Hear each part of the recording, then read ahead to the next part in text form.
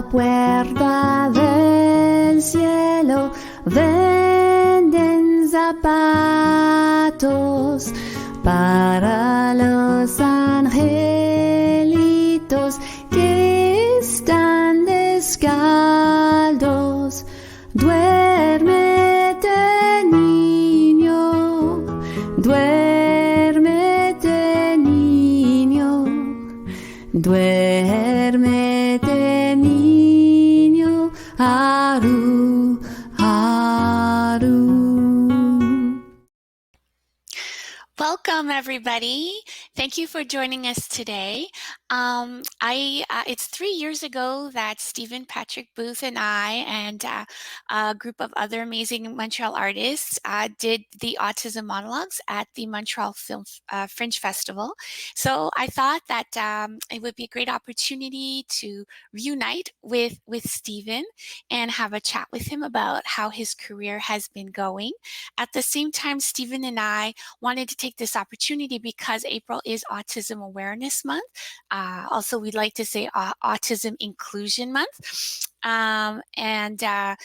We wanted to encourage everyone to support Summit School, our chosen organization to support for Autism Awareness Month. Summit School does great work with autistic students as well as other students with different abilities at creating and also doing theater. So we think that they're a great fit for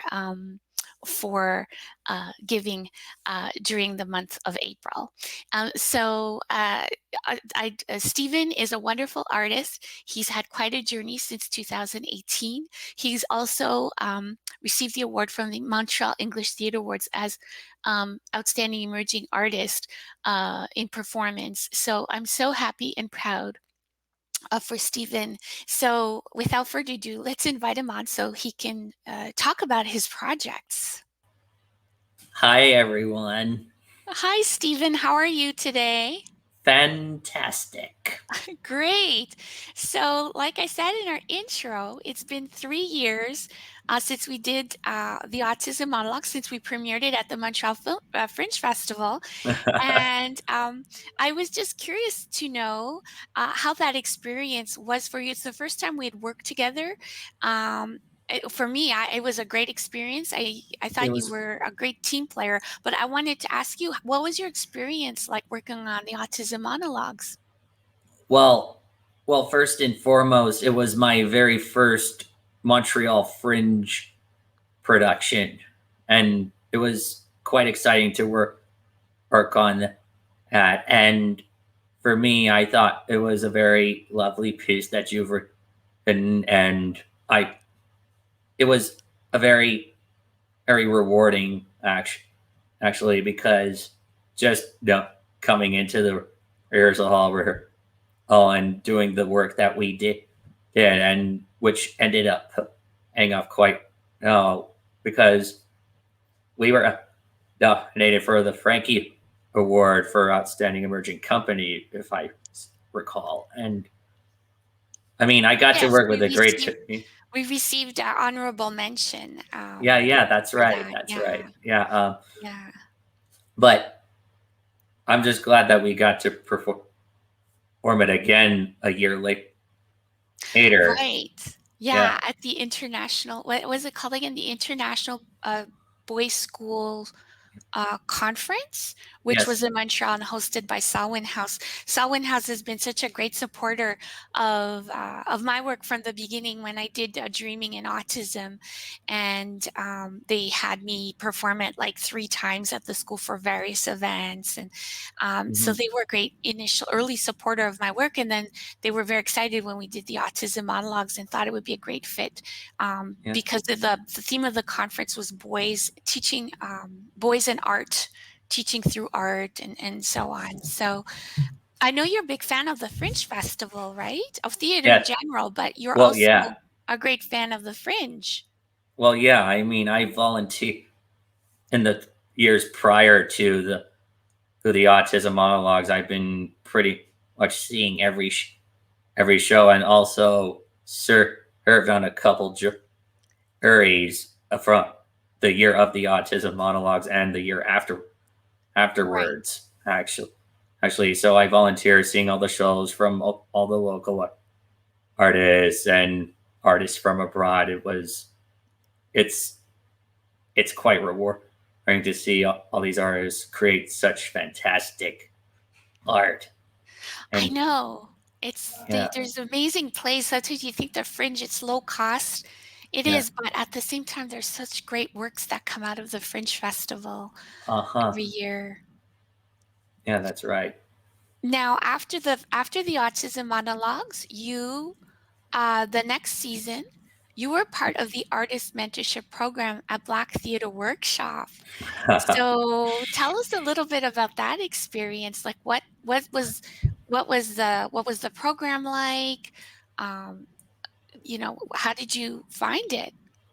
Well, I mean, I've been hearing a lot of past ensemble members sing the praises for the artist mentorship program. Like it, people have told me to apply in the past before, and I it's like it was.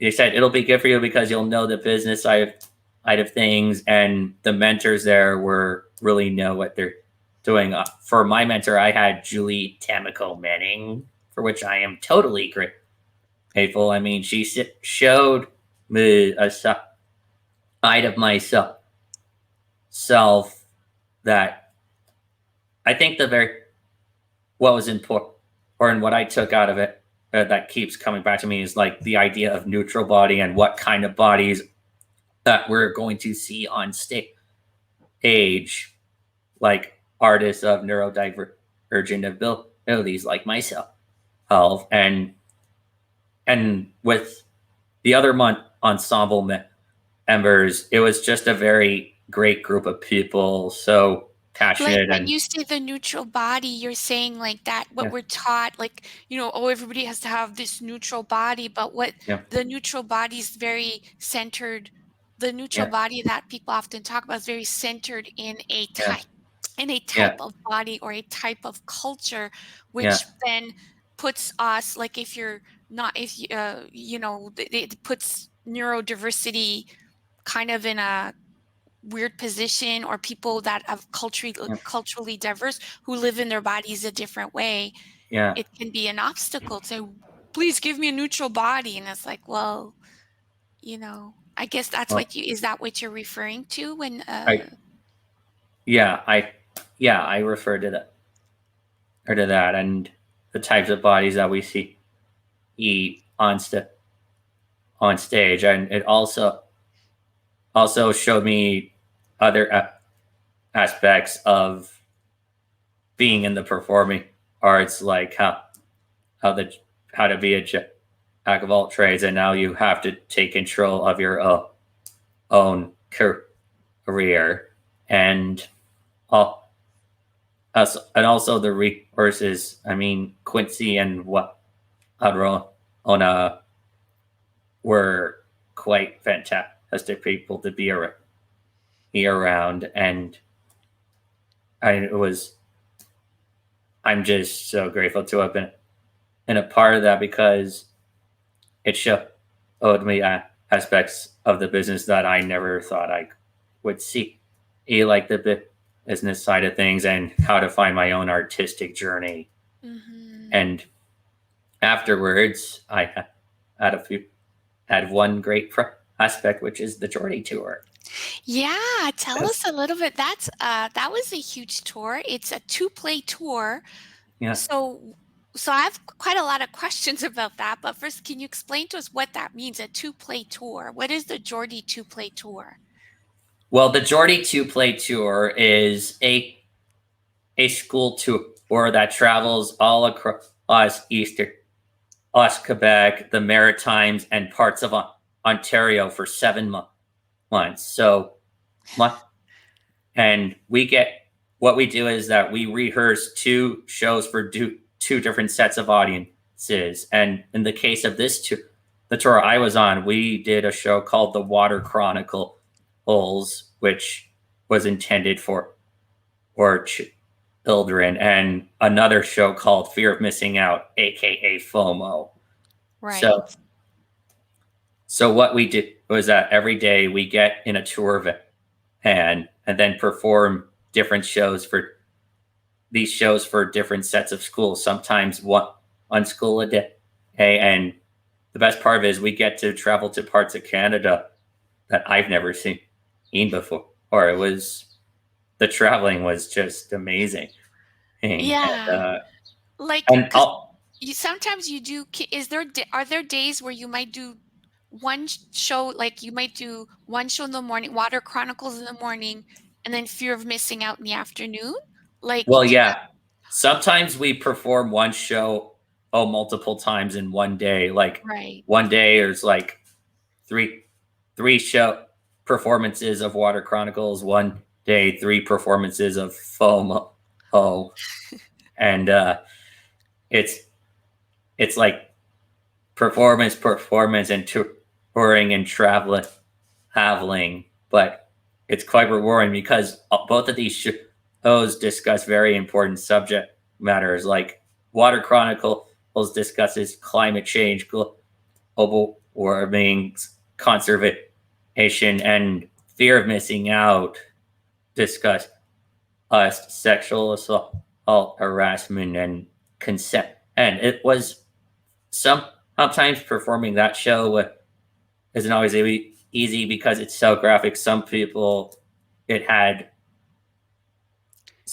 had difficulty resonating because of the subject matter in nature. Okay. But it was quite rewarding for me to be part of it because FOMO featured a character on the autism spectrum named Vincent. Right. And we also raised conversations around representation in that matter. And I felt all the more inspired performing every day on both shows. And then the pandemic hit by the end of the tour. Well, we were like in the final few weeks of the tour, and then mid-March of last year, the pandemic hit, and then Quebec started closing all the schools, and the tour got suspended, and then eventually got canceled because even if the schools did reopen, they didn't want us to go back and risk our health. Right. And we're being introduced to. I missed the show because of that. I was supposed to see it. I think I had it scheduled in April. So I didn't get to see Water Chronicles, unfortunately. But Water Chronicles did it not win for Best Outstanding Packed Production? Outstanding pack production, Best Ensemble, and Outstanding Emerging Artist, obviously. Yeah. That's huge. What a journey from 2018 to... like it's been nonstop for you, kind of, in a way, right? Well, yeah. I mean, and then it was all part of this creative momentum that started from the Autism Monologues, and then I did continue to kept going further and further as part of the mentorship program, and then on the tour, I got to perform every day, and then I still, even throughout the beginning of the pandemic, when we were no longer able to perform, I still kept finding ways to keep myself creative, like writing my own solo show, which I'm hoping to put into production once it is safe again. And I'm still continuing the process of development. That one, is that the one you've been working? You had worked with the Young Creators Unit at Playwrights Yeah. Workshop in Montreal. Yeah. Yeah. Okay. That's what I'm doing. Yeah. Okay. So you're still working on that as well. I'm still working on that, and I'm also working on a new commission with Jordy. Well, now that you mention it, I think that you came prepared to read some excerpts from the new play that you're working on with Jordy. Yes. Okay, I do. because this is also something, well, we'll talk about it after when you're done, because this is also something I want to find out more about, that you're also, Summit School is somehow involved, and Yeah. it's another reason why Summit School, we picked Summit School as our chosen organization to donate during Autism Awareness Month. Okay. So Stephen, please go ahead, and we'll be listening attentively. Okay, thank you very much. Character 1. I don't know what to tell all of you. I live a pretty decent life in solitude. I guess mainly because I don't really connect well with the people around me, or maybe because I don't really share a lot. I guess you can say I'm self-sufficient. I know how to make carvings out of driftwood, for crying out loud. The only way I can get through this disaster is being out in the water in that house all by myself. I don't think it's necessarily a bad thing. I have what you might call foresight. I think ahead before everyone else, so nothing comes as a surprise to me. For the most part, anyway.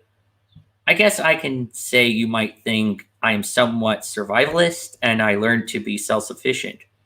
I guess maybe there are certain times where I may not predict the worst case scenario, but I think this is the kind of lazy, because I know I have to be on the move all the time.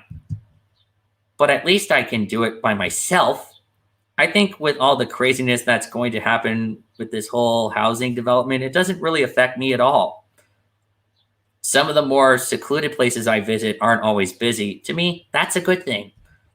The only thing I worry about is whether some big mouth will tell people about all these places, and pretty soon the land developers will start building more housing projects. I mean, is no place sacred? The worst thing is, it wouldn't take much for work to get around until eventually someone in charge will pick up on it. 6 degrees of separation. It is real. It may seem like it doesn't exist and it's just a theory, but it is actually real. Sometimes it feels like it's the reason why I'm so seclusive. I might even dance on the edge of being paranoid. No, paranoid is a little too much. But I like the places I go to. My fresh garden that I always visit is the most secluded spot I go to. Why? Because no one else knows about it, and it's one of the few places I can feel peaceful. I mean, when you think about it, these developers from the outside world only think of the expansion of their projects, but soon there's going to be no more unoccupied territory to expand on, and then eventually there's going to be an erasure of what was once sacred. It's an interesting concept. I can feel this community getting smaller and smaller as development goes on.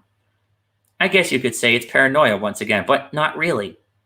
You find yourself running to find the most secluded places until you feel there is no secluded place for you to run to. You start to feel the pressure to join the bandwagon, as they say. What if I don't want to? What if I just want to live on my own terms and not care what everyone thought of me or how I live? I know that sounds a little snobbish, but I don't care. I feel perfectly at peace with my own little garden and my own little house on the water. I don't know whether this is a good sign if I want to live out in secluded places, but I think now is the time for me to find the secluded in the most occupied of spaces. But what's the fun in that? When you really think about it, it's not all secluded anymore, and you're just trying to fit into a crowd that inhabits a man-made atmosphere you detest so much. I think I need to fight this, but I'm not sure about how to do it. All I know is that the outside world is starting to intrude, and the spread of this viral development won't stop until someone does. Character 2. I like the fact that I can belong to a community where I feel like I can contribute something to everyone. It's interesting. I feel like I have everyone in this town wired. That sounds a little weird, but I think you get the point. That's why whenever there's like a storm warning, I feel like I'm feeling the panic of everyone in my circle. That's why I feel the need to be around people. It's kind of like I'm having my own peace of mind.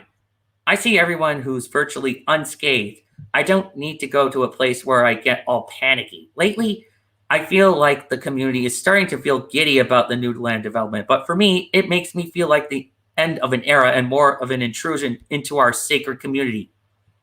To tell you the truth, I don't know how to feel about the outside world. I never really been outside of this community ever because I've always tried to find ways to get the community together. But does the outside community look alike?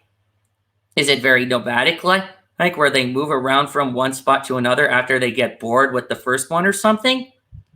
I don't know what to think of it, but I'm guessing that they just look for ways to keep on hopping from one place to another while leaving behind all these eyesores for us to see. See, this is what makes me really ticked off about this whole concept. These developers are trying to make the community scattered into different neighborhoods to form their own little cliques without really interacting with one another. That's quite a horrifying concept when you think about it. I mean, when people are separated from another and form their own clique, it encourages people to be territorial like cats. So when they do interact with each other, it sometimes feels like there's some sort of battle of the wills, and sometimes they don't win and they get in each other's faces. Sorry. But I think you get my point, don't you? All this unnecessary fighting because they spent so much time fighting. That's precious time wasted on petty rivalries and not on actual interaction. I guess if you have to have a sacred space, then let it be one where you can share it with the community. The original community, I mean. I don't want people to leave, but it's tempting not to give into the whole idea of change in your environment. What if your environment wasn't fully complete? What if the environment you walk into was still in the works of becoming something fantastic, but it's constantly changing incessantly? The environment doesn't always reach its full potential and beyond. So how are people going to know what greatness is when there is so little time for something to get there? This is what happens when people leave after staying for so little time. So these new developers are not really helping the residents of this community, but the visitors from out of town. Some might call them tourists. They always come and go, but they never stay around. These new projects take up space that can be better used for community centers for everyone to bond and form better relationships. That's why these new projects scare me. I welcome the idea of meeting new people, but I don't know how long they will stay.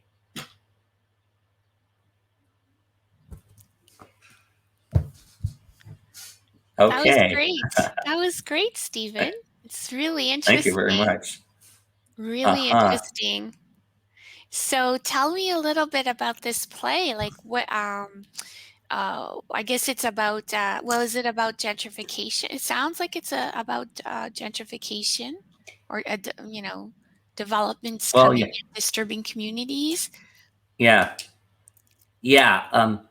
I have these two written about these two characters. One is more secluded and introverted, and character two is more outgoing and wants to bond with the community. And these housing developers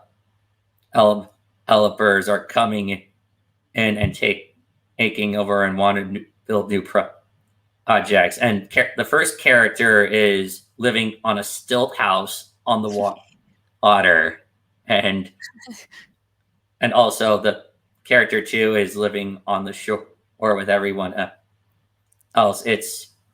It touches on a lot of things, like the interaction of the community. Is there really a community? And then disaster strikes.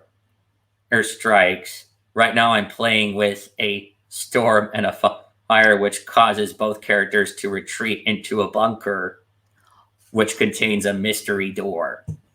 Okay. Yeah, and it's all quite exciting. So there's a little bit, is it like there's a little bit of fantasy element or like a surrealist? There could be elements of fantasy.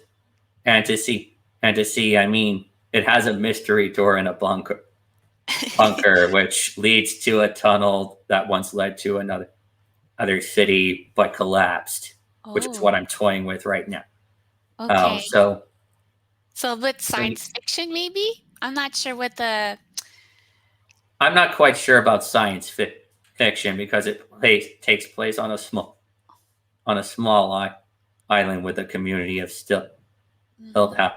houses, but I just know there there's conspiracy Okay. potentially coming from the developers, possibly. Of All course. right. Uh-huh. And how did this commission? So it's a play that was commissioned by Geordie Productions. Is Yep. that correct? Yes. So how Yes. did that come about? Uh, what happened? What's the details of it is Playwrights Workshop Montreal and Jesse Stuff have been working with Summit School on for in the couple years before they asked me to be the playwright of this play, and they were doing research with the Summit School, and I got asked to give artistic direction to the work that they've done, and also they it's quite I was quite honored because it's nice to know that they trust me to get to take it in a direction for a children's play, Mm-hmm. and the work with the Summit School and with a blend of my own little crazy imagination, it can potentially be representative and what kind different. It's a different way of exploration. Stories being told by neurodivergent artists and the structure and of how we're telling it. Mm-hmm. Telling it. That's really So ex- that's really exciting. yeah, and Jesse, Jared Lidzi has been my writing coach throughout this, and Jesse Stonk serves as the dramaturge, and we as we speak, and we've been work with I do writing prompts every week, and every few months or so, we get together on Zoom and workshop up with the entire artistic team involved, and Great. yeah, and it's still being developed. It's a year-long process, and which started last November. Okay. So yeah, That's awesome. And when you did some writing workshops, I believe you had actors yes, where they were like actors who are autistic as well or yes, not? yes, Oh, yes, okay. yes, Okay. yes. Okay, that's great. From Summit School or from the general From population? from well, they're doing remotely. One actor lives in Newfoundland and Labrador, and the other lives in Tremblant. I- So yeah, we've been doing it remotely from all of. Well, that's great actually with I guess, the pandemic has been horrible, but at the Well, same yeah. time, we've started using these new technologies where we can they existed before, but we didn't really use them, Well, where we can work we haven't really together online. we haven't really been thinking of Zoom until the pandemic when we really needed it Mhm. really. But I guess it's always existed, but now it's more necessary than ever. Yeah, but then we can work with artists that are in Yeah. different cities Well, that's the or thing different with locations. Zoom, right? It's accessibility and outreach. Mhm. Hmm. Well, I'm excited to see the well the to see the play when it'll be produced. Right. And um, so you've had quite a great journey in the last 3 years. So how do you feel about all of that? About I mean, we could say your success. I mean, success. It's how do you define success? you know, I think good things have happened to you, so I guess that would be success to me. Getting work, getting, you know, but sometimes you don't always get work, so maybe you're creating on the side, or, but I mean, how do you feel about the last 3 years? I mean, the last three, well, and before the last 3 years, it's been like a slow entrance for me because I've been seeing a lot of the shows from all the local Montreal theater companies, and then I joined the Young Creators Unit for a couple years, writing my Drifter play Right. from different dimensions. I think that is when before you asked me to perform. Well, I saw what happened was, well, I knew you socially because we were always running into each other at all the events, theater openings, you know, launches, whatever.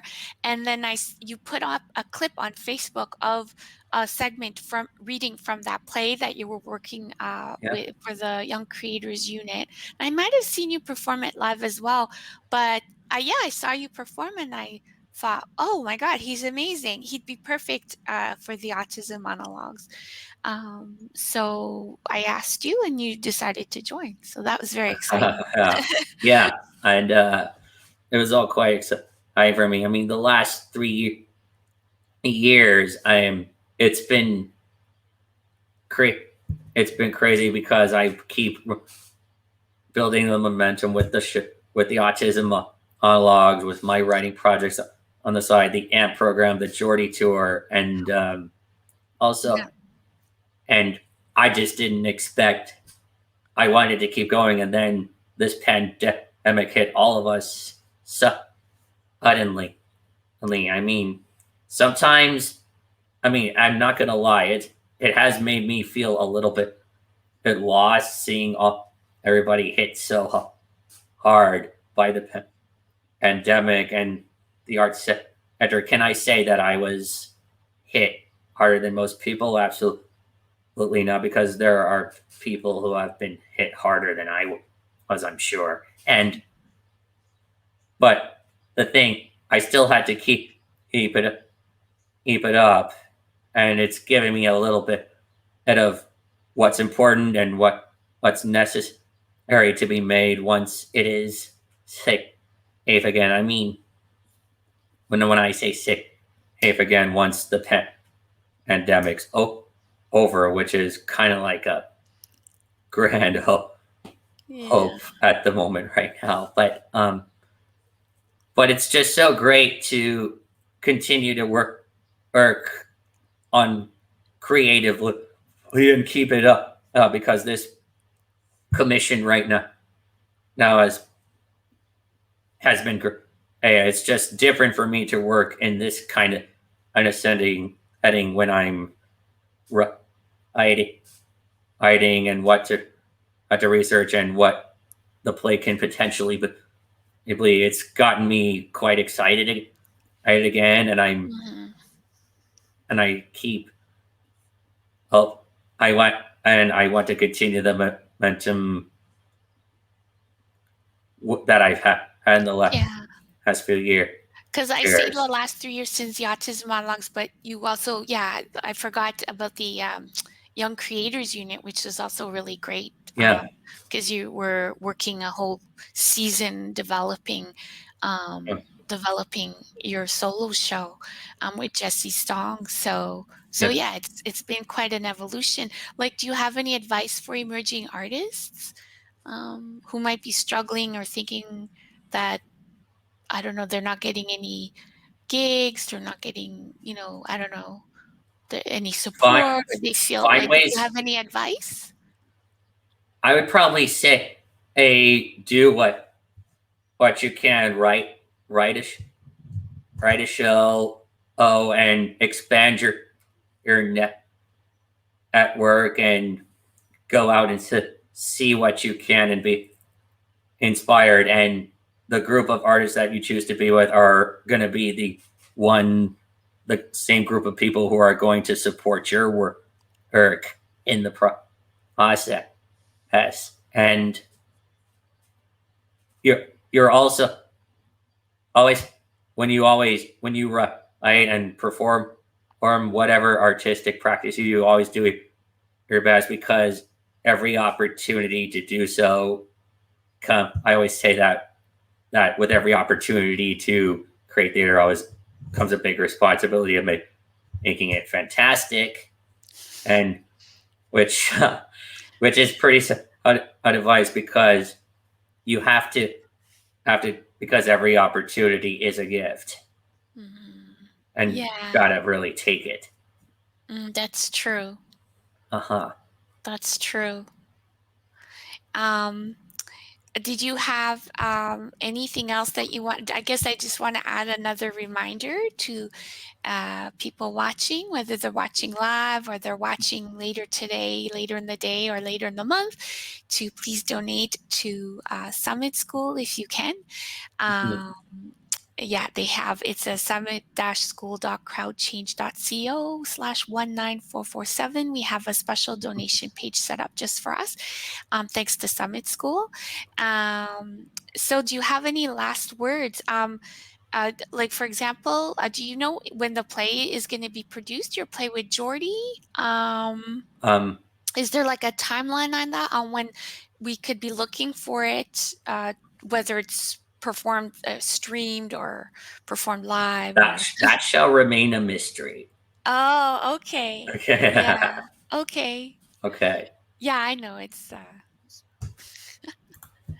Thanks. all right. Oh, and we Right. mentioned the Black Theater Workshop Artist Mentorship Program a couple of times. I've been through it myself as an actor and a playwright, and the Autism Monologues was we did work on that during when I was in the Artist Mentorship Program.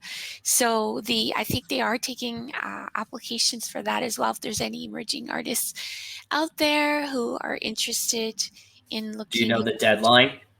No. No, I do not. No, I think it could be, the deadline could be in May, or June. I'm not sure. So anybody who's interested should really look at it right away. I'm not sure what the deadline is. So check it out, and check out Jordy Productions as well. They are streaming works, plays, producing plays. And any last Virginia words? Woolf. Yes, Virginia Woolf is, yes, it's coming up with two of our colleagues, Jennifer Roberts and Alexandra Laferrière, two of my colleagues from Simone Half and Half. It's too bad we don't get to network. During COVID, it's a little difficult to do that. However, I think there are opportunities. For example, organizations are doing workshops online.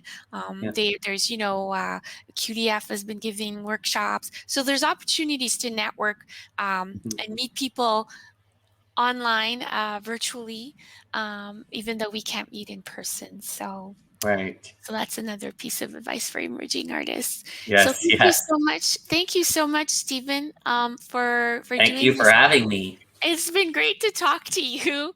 It's been great to talk to you too. To have a conversation. And yes. Yeah. Yes. So thank you, everybody, for watching the show today. And we hope to see you soon out at the theater. Thank you. Have a great day. Thank you, Stephen. Thank you, Christine.